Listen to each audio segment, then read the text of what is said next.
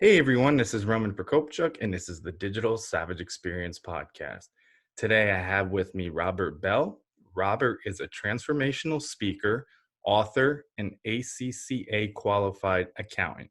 He helps people who feel stuck in their career or life journey to break away from the norm and find new paths that reveal their true value. Thank you for joining me today. Thank you so much for having me. Excited to be here.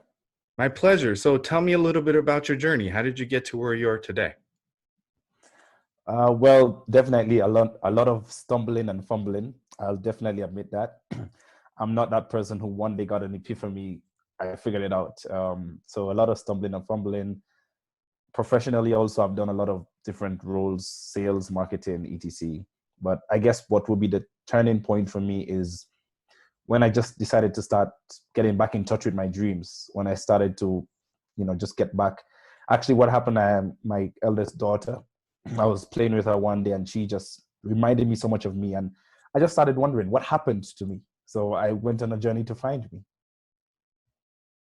Yeah, I think it's important. Obviously, some people are kind of stuck in the rut for, certain reasons, and then they may be in a job and then they get a family and they have responsibilities and bills. And I think that dream or something you wanted to start or focus on or pivot to becomes that much more scarier because you have to provide for other people. But I think it's important if you can recalibrate and if you need to pivot and figure out who you are at that moment and what truly makes you happy.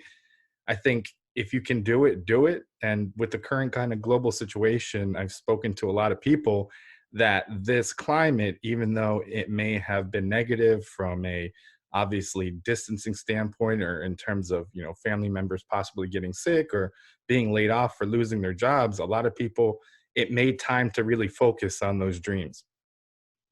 Yeah, it's a great time. I champion creativity a lot. And one thing I tell people that creativity helps is that you never waste an opportunity. You always learn something from whatever it is that you go through because you become curious. All right, so what can I learn from this? You start to focus yourself, you start to focus your mind on that. And world over, people have been given that opportunity. For me, I wasn't forced into that opportunity. I created it for myself. So I did a very risky thing. I quit my last job, and that's the last time I ever had a job. And I just went on this journey to figure out what is it that I want to do, what impact do I want to have, who do I want to help, what skills do I have, what skills can I learn. Oftentimes we just stop with what skills do I have, but I wanted to find out what skills can I learn. And one of those skills was public speaking. People just used to tell me, you speak very well, but I'm scared. Stage fright, like completely. I would be sweating. I could feel a glass sweat. And I realized, look, it's a skill. I started focusing on the message that I had to pass and just slowly started to develop that. And that's how I got where I am now. So I do speaking professionally now. And I'm not perfect. Of course, you'll still get the occasional, and people let that set them back too much. And I decided that's going to be a minor issue for me. And I'm not going to focus on it too much. Yeah, I agree. Oftentimes they say complacency is the death of innovation. So if you become comfortable, you stop learning, you think you know everything, you're going to get in this rut mentally that it's hard to get out of. I think that comfort zone is where a human naturally wants to go to feel safe and kind of self-preservation in getting out of it and being in a vulnerable state, in a state of uncertainty if you're trying something new. It really is a environment that fosters a lot of rapid kind of growth and expansion a lot of the time. And with public speaking, I know there's been a lot of studies where people kind of identify they're more afraid of public speaking than actual death. So I think Yeah. everybody has a certain fear, but like you said, it's getting better at it. It's like an athlete. Some athletes have God-given talent and, improve it by practicing. Some don't, but some people just practice and hone their craft and become better and become professionals at that as well. Yeah, absolutely. I totally agree with that. What was key for me in my journey is learning to slow down, to observe, learning to pay attention to detail. I'm an accountant, so I naturally pay attention to detail of money, but I decided let me pay attention to the details of my life. What situations do I normally find myself in? Where do I feel comfortable? Where do I not feel comfortable? who, what are people saying about me, about my performance, both positive and negative, because you can learn from someone saying something negative. And one of the negative things that I used to get a lot, especially when I was in corporate, is, I'm just not good enough. But I started to decompose or deconstruct that statement. What I wasn't good at was the corporate politics. I wasn't good with just following orders like a soldier. My mind would be curious. I would want to try new things. And so if I didn't deconstruct that statement, I'll just feel a lot of self-doubt, self-limiting beliefs. So I had to learn to slow down. Why is this person saying this? Who is this person that's saying that? Why would they say that? And then I look at my performance. So I look at what was good for me. That's when I decided, I don't think I'm gonna really thrive in this environment. I need to be in an environment where I could, have a bit of control, explore, not be limited. Because even if you have a job description. You can't really overstep your boundary too much. Some people will see it as a threat, and you, as you said, you end up in that rut. I call it the overwhelm. You get into this overwhelming cycle. You ask someone to slow down right now, it's very difficult. And at the time of this recording, that's what a lot of people have had to face, the slowdown because of the pandemic, right? Your me time, your own thoughts. There's research that shows where people were given an option of being alone with their thoughts for 15 minutes or getting an electric shock. And majority of people chose an electric shock because we have just totally disintegrated and dismantled our own identity. We're so being used to being told what to do. Social media, consumerist society, just telling you got to do this, you got to have that, or you will never feel complete. We never had time, or we don't take time to figure out what fills us up, right? And also what drains us. And this is a time when people can get that opportunity to do that. So that's what I did. And I started to slow down and observe. And just like what you said, I started observing what people say a lot. That when they're in the comfort zone, the first emotion people feel when you start to, beckon them to come out of the comfort zone is fear, is scared, right? So people get scared of that. And they're scared of the unknown. And I started to dig deeper into that. Why do people get scared? And I realized that people get scared because they've lost touch with their creativity. Right? Creativity really gives you courage. It takes courage to be creative. And so a lot of people have lost their creativity. And I realize that's the missing element. Because it's all good to tell people you need to stop being afraid, you need to be courageous. But what does that mean? For me, I've discovered that it's the creativity. Because when we're creative, we are courageous. We are unapologetic. We own ourselves, we believe ourselves, and we trust ourselves. That's the number one thing I always tell people. If you want to move out of the comfort zone, you want to ditch the overwhelm, you want to get out of that rut, you got to go back to trusting yourself. And the number one way that you can do that is getting back in touch with your dreams, because that's so intimate. I don't know what your dreams are when you started your podcast. You probably had that dream, maybe put it off for a while, but eventually you said, I got to trust that this is what I'm meant to do. Yeah, and it's one of those things, if people tell themselves that it's too late or they put it off too long, but the thing is actually starting it in the first place is the biggest hurdle. So if I could go back, I probably would have started a podcast probably 5 years prior to when I did. Next year will be, I guess, 3 years since I started. And when I started, I was recording on a cell phone. It was a solo show. Then I got a microphone. Then I got a set. So it's a constant kind of building and learning, like you said. And it's one of those things, maybe 20, 30 years down the line, if you don't attempt it, you're going to have a what if. If you do try it, you're not going to have that what if. You either, failed possibly, but it's not a failure if you learn something from it, or you obviously got it to where you wanted it to go. And it's one of those things, you also are in control of that. You have to take those initial steps, because I think a lot of people have a lot of dreams but don't act on them. You know what I mean? They just see the people that are successful, and then make excuses, like you said, for that too. Well, they got lucky, they had some kind of hookup, or their family's connected, or they met the right person at the right time. But you physically have to go out and get that for yourself. I mean, one of the quotes I read like the last year or two that kind of like I keep telling myself, it's one of those things where everybody wants to be a lion, but nobody wants to do what lions do. So nobody wants to go out there and hunt. People just want things to come to them. If you don't take that initial action, it'll never happen for you. Absolutely. Getting started, in accounting and in business and in management, we say what gets measured gets done. And you know what? You can't measure intention. You can't measure intention. You can only measure actions. So you have to get started. I totally agree with you. And so when I started slowing down again, I started realizing, why do we fail to take that action? And it's because we try to make too many giant leaps. You want to start a podcast with the best equipment. You want to do this, whatever it is that, the listener is trying to start. So I tell people, my mantra of my life is summed up in an acronym called MAMI, MAMI. It stands for just make minor adjustments that will give you major improvements. Sometimes it's just the small things we got to do. So if you want to be a lion, it's not about trying to lift all the weights and do everything. The number one thing is learning to identify prey. It's as simple as that is. How do you identify prey? Where is your prey?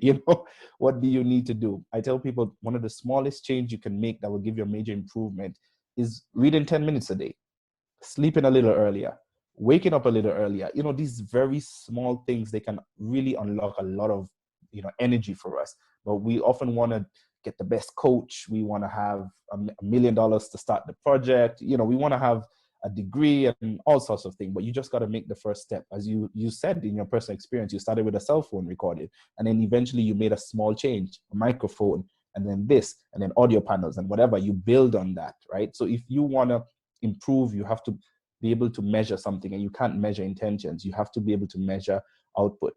And you know what, like what you said, the people who are successful, they are lucky. They did get connections, but they made themselves available. No one will ever connect someone laying on the couch. Come on, man. Like, nobody's gonna say, hey, I see you laying on the couch. I can read your mind. You really want to achieve big things. Let me help you out. No, you hook up someone who wants it, who's yearning for it, who's fighting for it, who's working for it. You hook those people up. So when we see people like that being successful and they keep getting other deals and other deals, it's because they're available. They've made themselves available. They've put in the time. They've put in the work. And you got to do that. Yeah, putting yourself out there, and the worst thing you can get is no. I think that's a lot of people don't think about it, even in corporate or different roles. So formally, like, when I first started in my career in digital marketing, which I got out of a necessity pivot as a result of the 2008 recession. But my first like 2, 3 roles, it was one of those things. When I got an offer, I didn't negotiate. And you can't expect to get the salary you want without negotiating. Negotiating is for free. Worst case they can say is no. So it's regardless if they come back with your ideal, what you're looking for, you still hit them a little higher and then maybe go down and you get more value out of that. But if you never ask, you're never going to know. I mean, a few years ago, I think probably like 6 years ago, I was hiring somebody for one of my teams, and then there was a salary range, obviously. So they came in and, were given an offer, and they accepted that offer, but the lowest lowball offer. And then they found out that they could have gotten like $30,000 more and were upset. I'm like, I can't negotiate on your behalf. You have to take that action. So it's one of those things where like you have to be hungry. And I mean, like you said, the connections and stuff like that. Like one year I made it a necessity to kind of like bootstrap and hack a lot of meeting people for free. So people you meet, industry related people. I met Max Levchin, co-founder of PayPal, Gary Vaynerchuk, Gerard Adams, Lewis Howes, and for free. And it was one of those things, figuring out where they are at the right time, not being overly like aggressive about it, and not just looking for like a picture or photo op, but getting them some kind of feedback. Okay, I read your recent book, or I read this article, or I listened to this and I really enjoyed it because, and getting like 1, 2, 3, 4 minutes of alone time that most people have to wait, months or maybe even years, but it's doable. So I met all those people for free. And if you don't take action or take the time to do that, you're never going to be successful. That's right. Because it's about engagement, right? It's about engaging with someone. But even before you get to that point where you can engage someone, the hurdle that we all have to overcome is engaging ourselves. I really want to circle back to that issue of trust. That's the biggest barrier where we don't overcome and become our best possible selves, because we've not taken time to engage with ourselves. We've not figured out, what am I good at? What approach should I use? So you could tell me exactly what you did to meet all these guys, like Lewis House. I definitely want to meet Lewis House one day.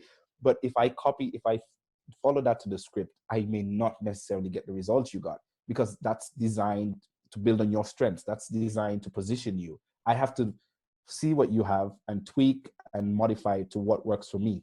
I can't just close my eyes and like, all right, I'm going to do this and I'm going to get the connection. It doesn't work that way. You have to be able to put in the work. Yeah, I agree. That's why I'm often hesitant to like recommend people where it's like, okay, somebody did something and then they have a course. Follow my blueprint to 6, 7 figures. You follow these steps identically and you're gonna reach it. I mean, one, like you said, the variables are totally different. Your strengths, your weaknesses are totally different. Some of the lucky things when the stars align and maybe like you end up somewhere out of dumb luck or on a flight with somebody, you sit next to somebody and start up a conversation and that leads to something like those things are like the unaccountable unknown. So you can pair everything up one to one, you're not guaranteed those results and oftentimes you will not get the same results. Right. And just like what you said, you might follow it to the letter, but you miss an opportunity that they wouldn't have had, or you have, but you don't know how to identify it. Right. So you're sitting on the plane next to someone, but you didn't strike the conversation. So it's developing that skill of how to ask, when to ask, how to make the pitch, how to make the approach. You got to do it in your own way. I've had so many experiences like that, but I know people always say, great, that's good, that's on the other side of the line, but I'm still stuck here. How do I just get over that hump? How do I just get that started? And it's just making the step. Like, there's no right way. The best thing to do is just get it done. You make improvements as you go along the way. I always tell people, you can never learn to ride a bicycle by watching YouTube videos, right? That's not going to teach you. That'll probably teach you 5% of what you need to know. Until you sit on that seat and you grab that handle and you feel you're in control, that's when you learn to ride a bicycle. Trust me, at that point, the first time, no one is thinking, I have to align it like this, I have to have this degree. No one thinks about that, right? Because you're putting yourself out there, vulnerability. So you have to be able to be vulnerable. You got to just let it go sometimes. And you might fall. And as you said, you might fail, but there's no such thing as failure unless you learn a lesson. And that's just what it is. Yeah, I agree. I had somebody that like I took it out of the interview, but they said everything in life is a lesson or a blessing. So even if you fail, if you learn something that you can apply for kind of future challenges, it's never, totally 100% a failure. Yeah, yeah. It's learning the lesson. So that's another lesson. How do you learn from failure? I think that's something that we're not taught, or we don't know how to do it. How do you learn from failure? And it goes back to what I said earlier, is just being able to dissect what happened. Is not personalizing the failure and thinking that it's an express opinion on your absolute abilities, right? It's not that. It's what you probably did something wrong. Maybe it was not the right time. Um, you missed a step. It's like you're doing a math equation and you get the wrong result. You probably just missed one step. Going back to what I said about the minor adjustment. So you have to learn how to learn from failure, and it means going back to look at it objectively. And of course, don't look at it right after. I mean, there's emotions involved. Learning to identify your emotions and setting time aside to evaluate, and that alone time with yourself is how you develop that skill. So I do that a lot. I check myself. I was like, all right, this podcast interview that I did I really say what I needed to say? How was my tone? Did I really listen to what was being said? Did I communicate it well? Not in a very judgmental or in a sort of judgmental manner, but just more of a reflective, like, how can I make it better? Or what did I do good so that I can continue to improve on that? Because I could, in preparing for this podcast, say, I'm going to focus on this, I'm going to say this, but I realize I start focusing more on this part. So it's being able to also identify the opportunity that's not so obvious to us, the non-obvious opportunity. And that's what creativity helps us to do, is just identifying something that's not obvious. As you said, you made a necessary pivot, after the financial crisis, right? If you weren't able to see and identify that opportunity, it was a non-obvious opportunity, most likely, right? You would have missed it. I mean, what would have happened? Yeah, I mean, it was out of necessity, so it's like you don't have a choice. So it's not like one of those things where you're like comfortable and should I take this? It doesn't align. It was one of those things where it's like, I just graduated, I was looking for a job for months and months, and it's like, okay, well, the economy's not getting any better yet. So let me run with this. I never considered this, but let's see what happens. Yeah. And for me, I'm an accountant, right? And one thing that people struggle with a lot is tying their identity to their profession. And so every time I started to do something that was uncharacteristic of an accountant, I would get that lashback. I would get that hitting me back. Oh, but you're just an accountant. I mean, how could you be creative? How could you speak? You're supposed to be quiet. You know, so people just society trying to push you back in that box. And I left it. I left accounting for a while. I was like, I don't want to be identified with any of that. I left it. I started doing some other things, but I kept bringing in my logical side into everything that I was doing. So people were chasing me away from that side, like, you're too logical. Just go back to your accounting friends, right? And then I found myself in the middle. I just found myself in some sort of no man's land. And I was like, I'm not accepted anywhere. And of course, I had those self-doubts. I was like, gosh, I can't fit in anywhere, you know, and I'm not willing to compromise any part of me to fit in here. So I just, one day I just decided, let me build my own space, you know, let me build my space and establish my presence, right? So I proudly brand myself as an accountant and as a creative, if you want to call it that. So I'm just in the middle pulling people together because I'm like, you can be what you want to be. You don't have to be limited to your profession. Your identity is not tied to your profession. You know, I tell people that my profession is just an expression of my identity, right? Not just because I studied, you know, I wasn't born and, you know, some gift given God said you'll be an accountant and that's all you'll be, stay in your lane. I mean, no, it doesn't work that way, right? We pivot through life. You continue to learn, and neurosciences tells us that the brain can continuously develop, continuously grow, learn new skills. I mean, who knew about digital marketing 20 something years ago? But we've learned it, right? Yeah, I agree. So, what motivates you to succeed? Obviously, those motivations may have changed over time, but what currently motivates you to succeed? My obligation to my dreams. That's what motivates me to succeed. Because in motivating me to succeed, it means facing failure right in my face. When you ask me that question, the question behind that I hear is, how do I keep going in the midst of failure, right? So what keeps motivating me is that dream, is just making that dream a reality. No matter how many times I fail, no matter how many times it looks like it's not possible, that's what motivates me. And obviously, other things that motivates me is just seeing the impact in other people's lives. You know, like I released my first book this year, and the comments on Amazon, people saying, look, you've changed my life. You know, just a few days ago, I met someone who read my book. I was at an event speaking, and he was like, you literally saved my life this year. I mean, you know, that is just what motivates me, you know. So, and I'm not saying that I um I'm fully determined or dependent on external motivation, right? So even as I said, internally is my obligation to my dreams. That's what motivates me. That being true to myself, that's what motivates me, and it also makes me happy. So, you mentioned the book. In terms of kind of writing the book, is that something you always had in mind to write a book? And kind of who do you hope to reach with the book as well? Absolutely not. Listen here, I have dyslexia. I've had dyslexia through school, but it was undiagnosed, so I didn't know that. So I really struggled through school. I wasn't necessarily, I don't want to use the word dumb or anything, but I was quite good. Like, I know my content. I just couldn't do exams well because of my dyslexia and writing. So my English teacher even said, learn a different language because you're not going to make it, you know, communicating in English. So I had no desires of writing. I can't write well. I don't spell well, but people kept telling me, you have such rich experience, you have such rich knowledge and insight, you should write a book. And I was just like, who would, you know, obviously at that point, the first thing I thought about a book is my life story. I was like, who would want to hear about my life story? But then as I started maturing, started going through my journey, it's like, look, I can communicate a message. And what I realized is the people similar to me who are professionals, who are stuck in the rut, who are stuck in this overwhelm, who want to explore their creative side, but just feel trapped. So that's who I wrote the book for. I wrote the book for an unsatisfied professional.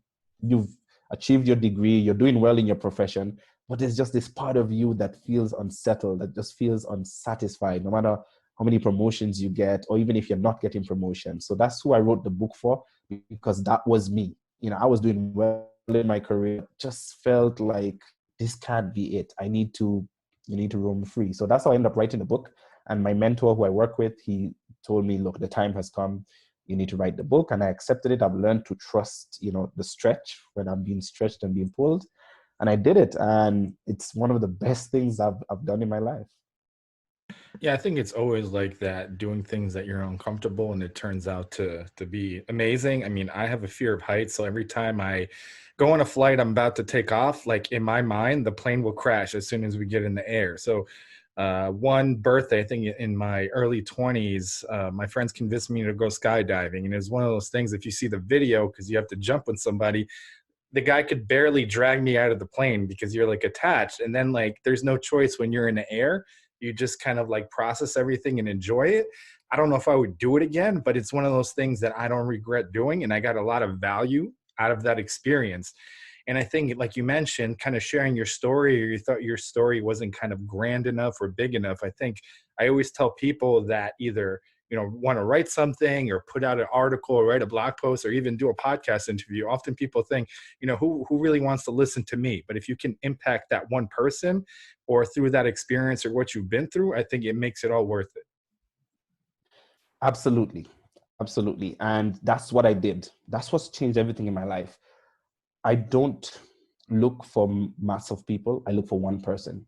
If there's one person, even if I went through this whole process of writing the book and only one person got the message, I'd still do it again because I've learned to value the impact that changing or transforming one life could have. I think we get too bogged down with likes and mass appeal, that stardom business. But, at this stage, when you're helping people to transform their lives, going to such a deep level in whatever you plan to do, whether it be a blog post, etc., there's just one person. You just got to focus on one person. And you know what? There's someone else like that person and someone else like that person. And it will multiply, but you got to be patient on it.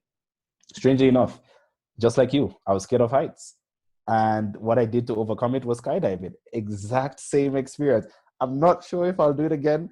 I'm trying to muster up the courage, but it was a wonderful experience and it literally changed my life. Just like you, I'd get in the airplane and I'll be like, all right, if we crash, is the exit. I'll just so many thoughts in my head. So I'm happy to hear someone else going through the same experience.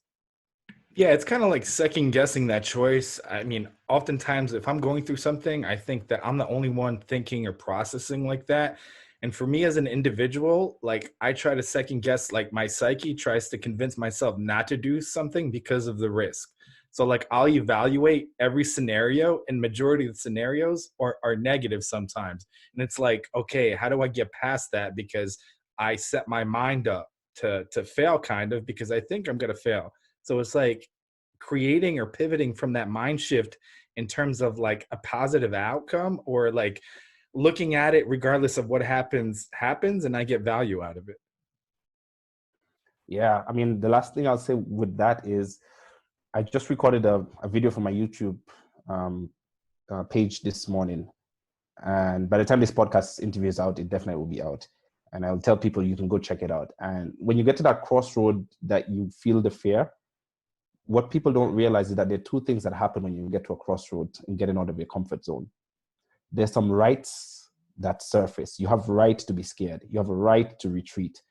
But at the other side, you have an obligation, right? You have an obligation to something to overcome that fear. A right can be exercised, but an obligation must be fulfilled. And I shot that this morning, so it's so fresh in my mind. And that's what happens when you get to the crossroad. Too often we focus on the rights. I have a right to be scared, and you try to justify yourself. Like what you said, your psyche is like, yes, and going skydiving, you should be scared. I mean, things can go wrong, but you have an obligation to give courage its rightful place. You have an obligation to be brave because you're a human being. You have an obligation to let your creativity just propel you past any barriers that you face. Yeah, I agree. And I think with the podcast in general, so I switched over to an interview format March of 2019. And since then, I've interviewed like 250 people. And the reason I switched over, I think, is in February of the previous month, my grandfather passed away. That was kind of my main male role model. And it helped me through the grieving process, because some guests obviously talk about hurdles or things that you've overcome in terms of grief and loss, and it helped me through that. And I saw at that point it was like one of those things where, should I stop doing this or stop or put other things on hold? And then I remembered like what my grandfather told me, that obviously I'm an immigrant from Ukraine, we came over, so what have I achieved here, in terms of being a foster parent, taking care of kids that obviously aren't even my own, and being a male role model, a father figure for them. So remembering that and it kind of got me through it, because thinking that it wouldn't be fair to him and everybody that came before him in terms of kind of my descendants, what they went through, for me to kind of squander. And obviously the grieving process and mourning, I don't say anybody to just skip it. Go through that, heal obviously as much as you can, get comfortable with it, and then obviously do what you need to do for yourself or whatever drives you.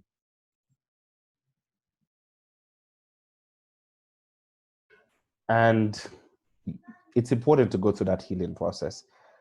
And we face a lot of trauma in our life growing up, and a lot of us have not healed from it. I was just having this conversation, I think yesterday, with one of my coaches, my mentees, and I was like, you might have moved on from something, but you may not have healed from it. So it's important to also heal from things, not just move on from it and forget it, because it's still, actually biologically, it still stays inside of you. Yeah, I agree. So, what's one thing that you may have seen as a weakness in yourself in the past that you've turned around and utilized as a strength today? Sorry, can you give me that question again? I think network kind of. So, what's one thing that you may have seen as a weakness in yourself in the past that you've turned around and utilized as a strength today? Absolutely speaking. Speaking was a weakness for me. I couldn't speak well. Not that I stuttered or anything, but just communicating the message. And I've managed to turn that around. I'm a speaker right now. I have I shoot some videos on YouTube. I try to release content. I tried to hide behind that. It was a weakness because I would write as much as, I feared public speaking so much, like what you said, most people do, that I would prefer to write despite my challenges with writing. I would post something on a blog or social media or my newsletter, and there's just mistakes left, right, and center.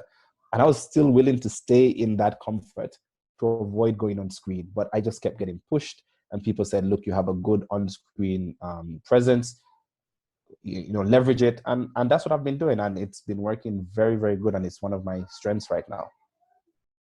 Yeah, that's awesome. And a lot of people don't do that. Like, if they're super scared of speaking, they'll stay with writing. But it's one of those things, like, you should at least try it. Maybe you'll get better with it. Maybe you'll push yourself to kind of like enjoy it or find a passion for it, but at least try that. So, like, in terms of digital marketing, any advice I give to any client is don't put all your eggs in one basket. Don't try this one thing, because, like, let's say this traffic source may change. Google may change the algorithm for organic search. You have to test where people actually are or where they're spending time online. And you can't really find success until you're truly kind of refining and testing. And I think that applies for, across the board. Yeah, absolutely. And I would definitely issue a caution for someone who has a weakness and they're trying to overcome. Don't try to look for a strength to avoid dealing with a weakness. And I know a lot of experts say, forget about your weaknesses, maximize your strengths. But I don't 100% agree with that, because I think in your weaknesses, you can find some of your greatest strengths. And you probably have a weakness in an area because it's bigger than you, or the energy is so strong, you're scared of the energy, not necessarily you're weak in the skill. As human beings, we can develop multiple skills. So don't just easily dismiss the weaknesses in your lives. Yeah, I agree. So, what's one piece of advice you can leave with the audience, personal or professional? The one piece of advice I'd leave with everyone is that creativity is a key component in your growth, in your identity, and in your existence. All right. And creativity here is not just artistic, it's not your artistic skills or your musical skills, right? It's your imagination, it's trusting yourself, it's your uniqueness. So the one thing you want to do is identify that innate creativity you had, that 5-year-old child creativity. Let it out, find a way to fuse it into any part of your life. I'm not saying quit your job or whatever you're doing and go out and tour the country or tour the world, right? It's find a way to fuse it in. That's what I've done. I'm still an accountant, and I've found a way to fuse my creative insights, because accountancy right now with automation, no longer your CPA is just putting in data. It's about analytics, analyzing, interpreting, communicating. So you have to be able to learn how to tell your story. And that's the way I sum it up. Learn how to tell your story, because when you tell your story, you own your story. Yeah, I agree. So, I really appreciate you stopping by today. Can you let the audience know how they can find you? Great. Can find me on my website, www.robertabell.com. I'm across social media platforms, LinkedIn, Facebook, Twitter. Robert A. Bell. You can find me. Or you can go to the website and just get my social links that way. And my first book, Blow the Lid Off, Reclaim Your Stolen Creativity, Increase Your Income and Let Your Light Shine, is available on Amazon, Barnes & Noble, wherever books are sold. So you can grab yourself a copy so you can reclaim your creativity and improve your personal and professional life. Awesome. Thanks again for stopping by. Thank you so much.